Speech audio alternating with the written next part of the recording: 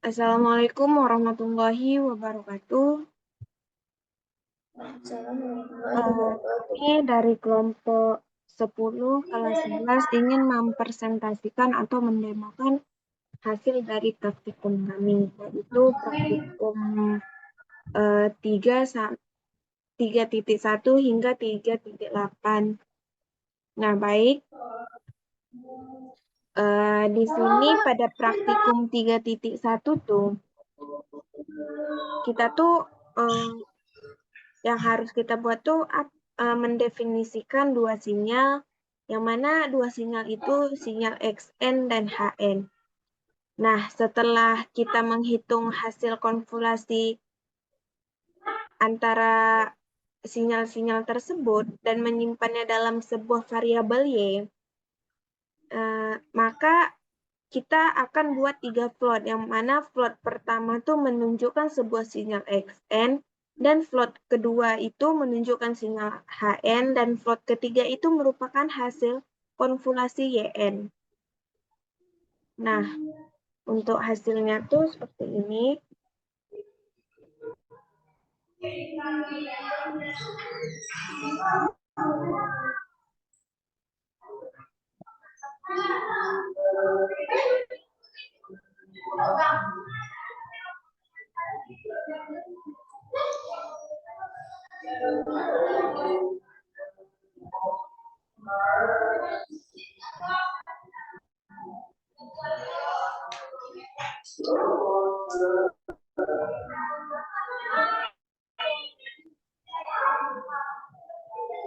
Nah, untuk hasilnya tuh seperti ini.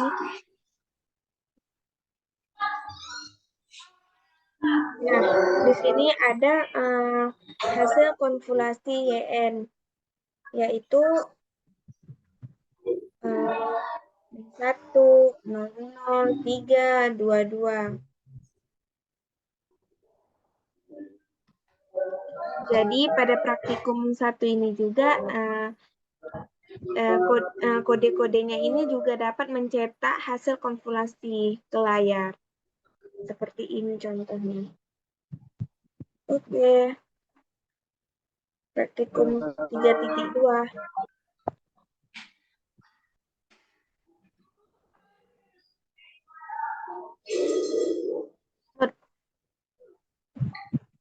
Baik, di praktikum 3 ini kita disuruh untuk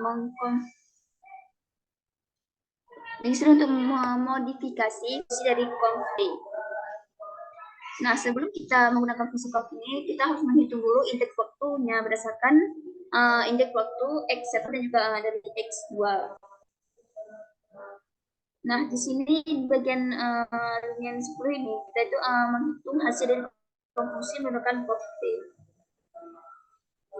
Kemudian dari conv T ini yaitu untuk menentukan hasil konvolusi antara sinyal Xn dan juga Hn.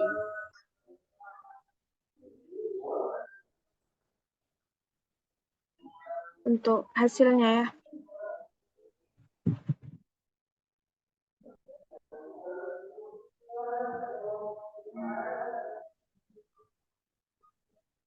Nah, dari hasil plot sinyal ini dapat kita lihat hasilnya, yaitu di mana sinyal Xn dan juga Hn itu dapat dua subplot yang pertama, dan hasil konvolusi Yn pada subplot ketiga.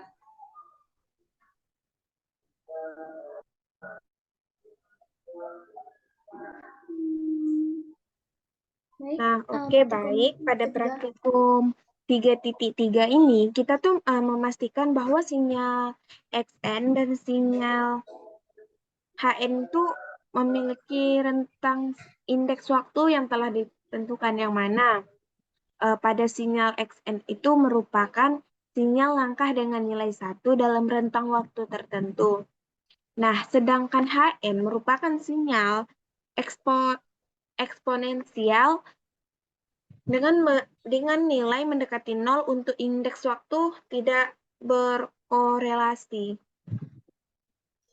Nah, jadi dengan menggunakan fungsi conv T ini untuk menghitung hasil konvolasi antara Xn dan Hn yang disimpan di Yn. Nah, kemudian kita tuh membuat 3 plot sinyal pada subplot untuk menyamankan sinyal XN, HN, dan hasil konvolasi YN. Untuk hasilnya tuh seperti ini. Nah, jadi di grafik dapat kita lihat bagaimana konvolasi mempengaruhi sinyal, di mana YN mencerminkan interaksi antara XN dan HN.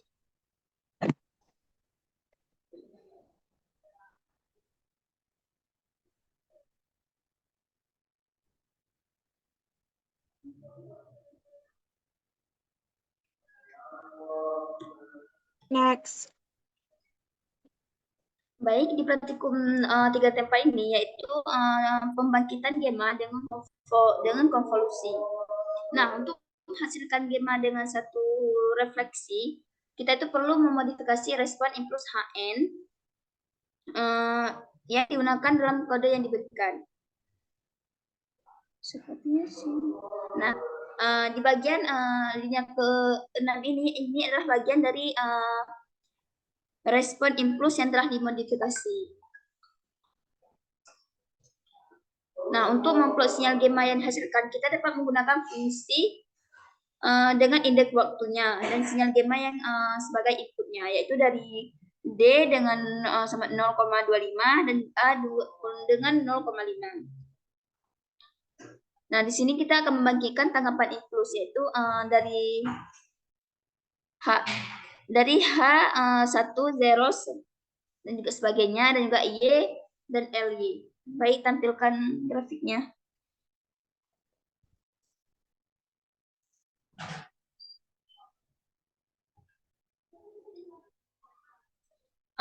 Baik, plot yang dihasilkan akan menampilkan sinyal gamma dengan satu refleksi.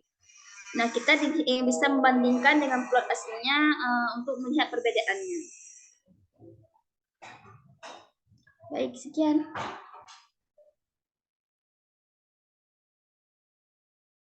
Jaringan aku susah kali.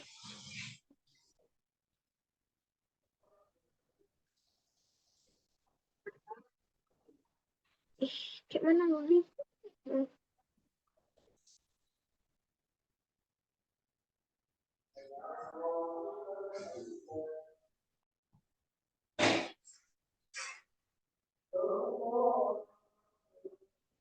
Nah, baik, pada praktikum 3.5 ini, kita tuh di sini tuh kita tuh bertujuan untuk membuktikan sifat komutatif populasi dengan fungsi conserve T. Nah, di mana pada kode baris pertama ini tuh dan baris kedua ini itu memuat interval N1 dan N2. Nah, pada kode baris ketiga memuat array X dengan 7 elemen, pada baris ke-5 dan ke-6 itu memuat kode untuk menghitung hasil konvolasi. Nah, jadi pada baris ke-7 dan ke-8 ini tuh itu membuat kode float sinyal XN dikali HN dan pada baris ke-9 itu memuat kode float sinyal HN dikali XN. Nah, untuk hasilnya itu seperti ini. Nah, jadi di sini tuh ada perbandingan hasil konvolasi XN dikali HN dan HN dikali XN. Nah, pada float sinyal yang di atas ini merupakan hasil konvolasi XN dikali HN.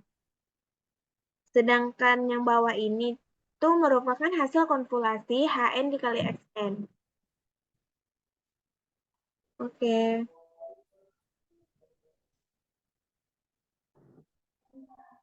Baik, di praktikum 3.8 ini yaitu disuruh untuk ini sifat asosiatif konvolusi dan fungsi cocktail. Nah, untuk menentukan sinyal keluaran YN dari sistem ini, kita itu perlu menggunakan persamaan yang menyatakan bahwa keluaran sistemnya itu konvolusi respon impuls masing-masing sistem dengan sinyal masukan. Nah, respon impuls sistem pertama yaitu H1N, yaitu amin 10 banding 10. Yang kedua itu ada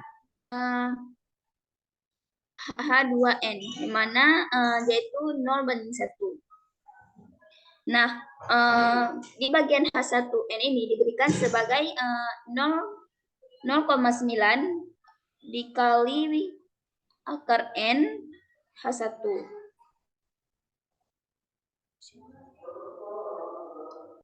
Nah, yang kedua yaitu ada min N H2 ditambah 1. Nah, sinyal impulsnya XN itu didefinisikan sebagai U UN ditambah 1 dan juga dikurang UN 3. Lah, kerja hujan-hujan. Nggak tahu. Untuk plot dihasilkan akan menampilkan sinyal keluaran sistem seperti berikut.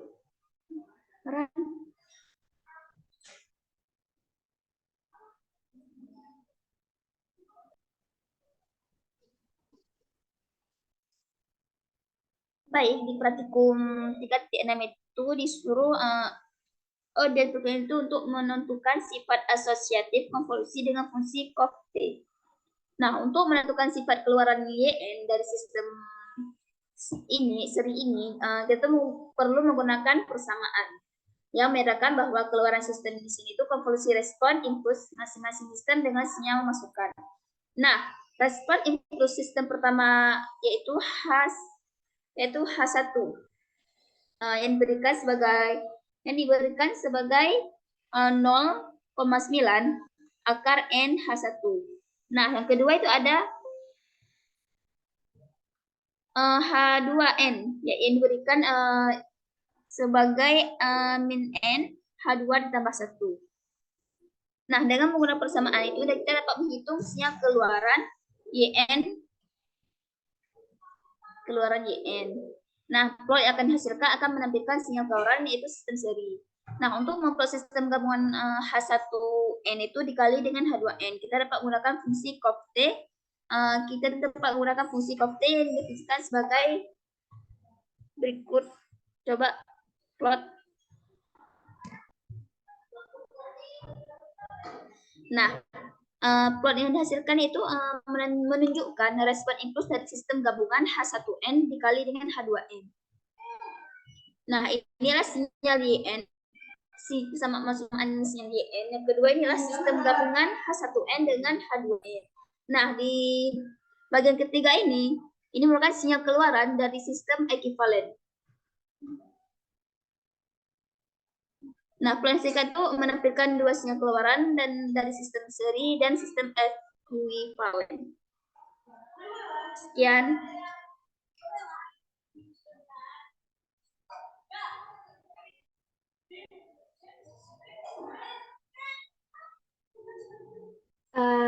Nah, baik, pada praktikum 3.7 ini, kita bertujuan untuk mengetahui sifat distributif konvolasi dengan fungsi converse T. Pada kode baris ke-1 hingga ke-5 ini, itu memuat interval N1, N2, dan N3.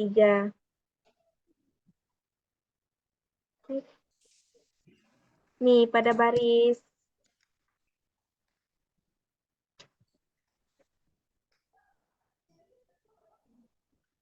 Nah, baik, pada praktikum 3.7 ini bertujuan untuk mengetahui sifat distributif konvolasi dengan fungsi converse T. Nah, di mana pada baris ke-1 dan ke-3 ini tuh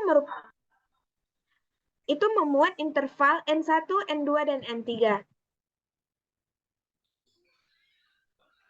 Nah, kemudian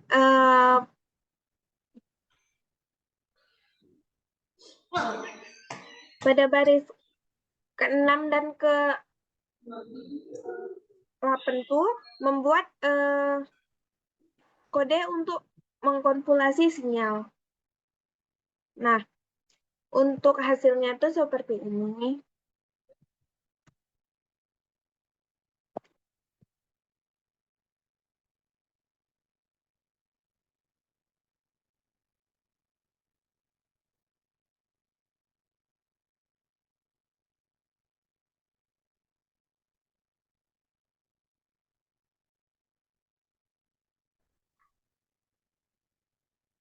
Baik, di praktikum ini disuruh untuk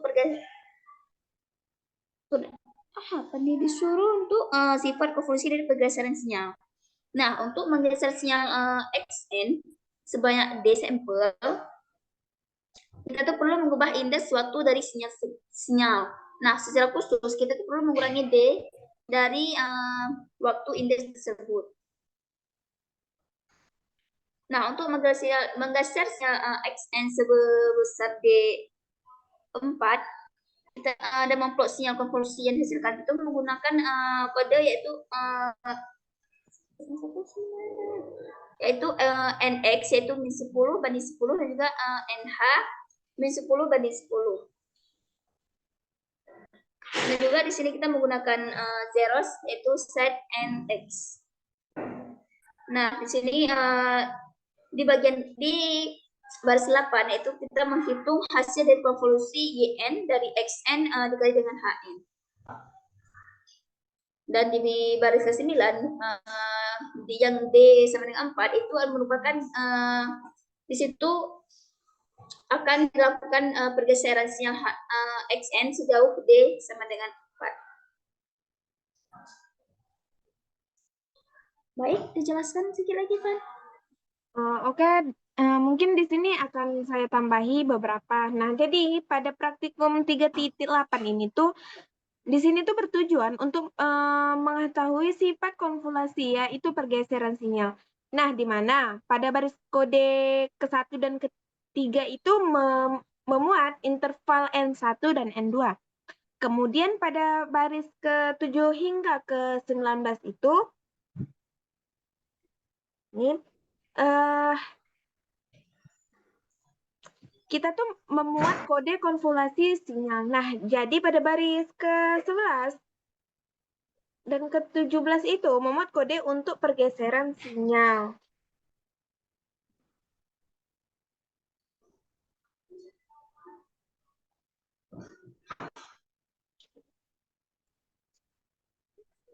Nah, jadi untuk hasilnya tuh seperti ini.